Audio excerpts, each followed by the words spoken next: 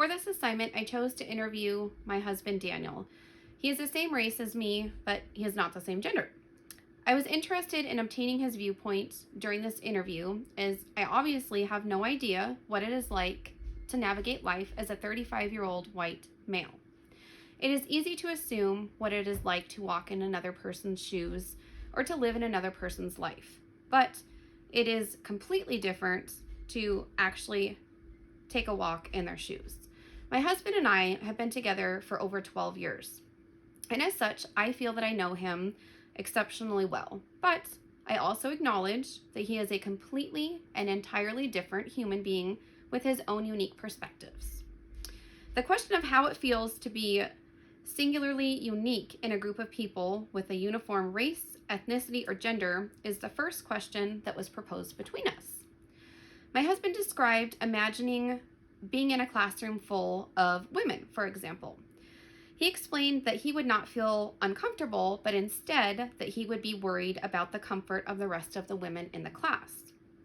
Daniel is a rather big guy, and he can have an imposing appearance as his self-awareness leads him to believe that he might increase discomfort in a room full of women. I told him that I disagreed with him entirely, but I absolutely can understand how he feels. I asked Daniel, what about being in a room full of people who are not white like yourself? Daniel explained how he feels that connections tend to happen when individuals come together who have a similar background or outlook, and he pointed out how being the only white guy in the room would make everyone else probably feel uncomfortable. Minority groups can relate to one another even if it's not from the same ethnic background.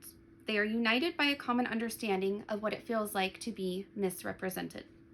Now, if it was my turn to answer the question of how I would feel in a room full of people unlike myself, I would be lying if I didn't consider the idea of white guilt in the context of this situation. Being in a room full of people of color would make me consider the lengths of which these individuals would have had to go through in order to maintain both their liberty and their safety. It would make me consider the relief that probably occurred when they walked into a room full of people that looked like them. I previously researched the percentages of each race that exists in my town, and unsurprisingly, white people were the majority. With that being said, I can imagine the comfort of an individual of which they would feel walking into a room when they aren't the minority and how freeing that must be, which is exactly the comfort that I fear that my presence would negate in that type of situation. My husband and I consider ourselves compassionate people who care about our fellow man and only wish good upon other individuals. The topic of what legal or ethical dilemma has happened recently that has made us both feel ashamed and have felt deep compassion for other populations of people is one that we both share, and we share it very commonly. That would be the death of George Floyd.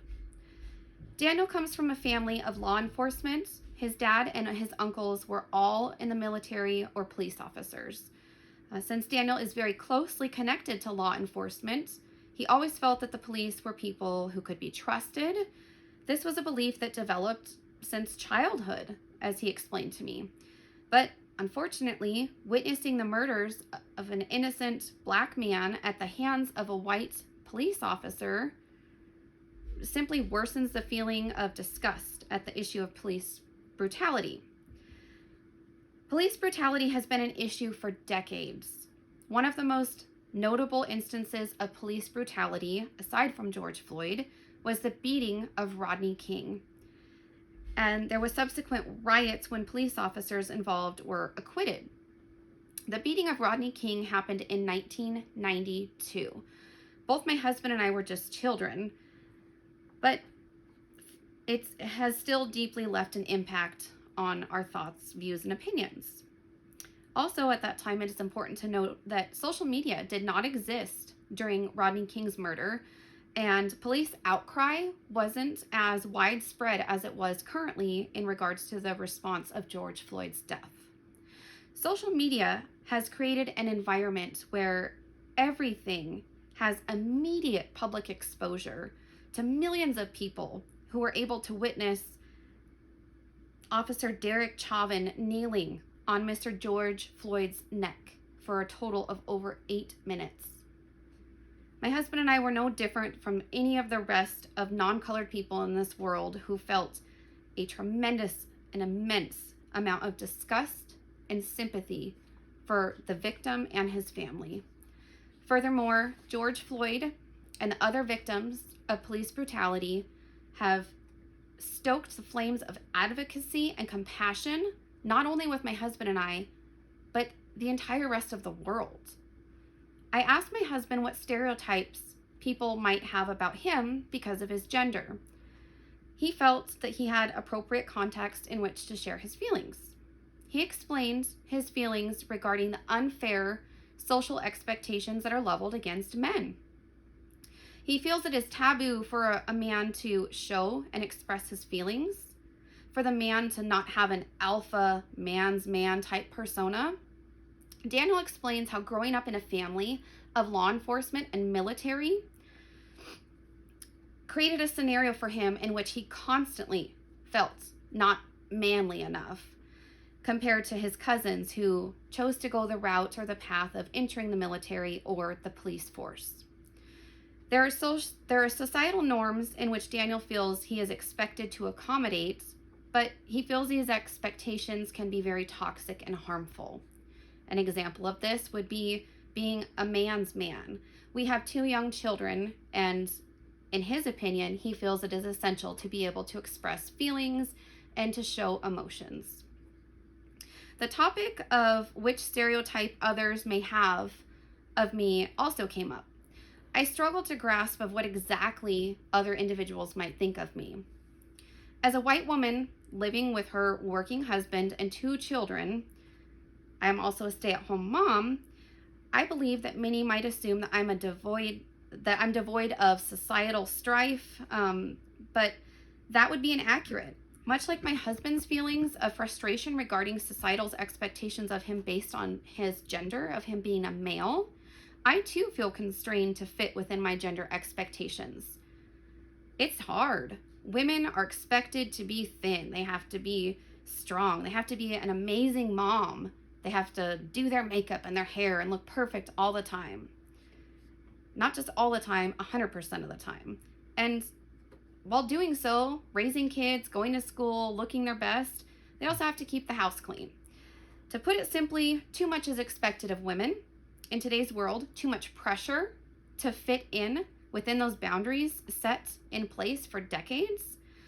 Both men and women should be able to live their lives without the pressure of society telling them who they should be, what they should do, how they should dress, what they should wear, what they should think, and ultimately what they should do. Both of us feel very strongly about the toxicity of our own apathy regarding issues of race and identity in this world. The problems we've had, like so many others have, is the feeling of indifference regarding issues impacting our society. Issues like police brutality and discrimination sadly fell within the depths of our own white privilege. But after so much exposure to all of these injustices, combined with the frustrations of the COVID pandemic that we've been living in, we both understand how we failed our fellow man, our neighbors. There exists very real discourse regarding issues of race, gender, and identity, and we have both ignored due to the impact falling outside of our purview. White people like my husband and I, we can and we must do better. Innocent people are being killed in the streets. The very individuals who are sworn to protect the public are kneeling on the necks of individuals. White privilege means not having to fear for our own lives when we are approached by a police officer. White privilege means not having to fear, not having assumptions or opinions made about us based upon the color of our skin. White privilege is something we must run with compassion and make a change. We must mold it and sculpt it into something new, something that must help alter the future for a better future of the fellow man. Our fellow man is hurting We are tired and we're needing help. The apathy we previously felt towards issues of minority groups and that we have dealt with has to be converted into passion and action.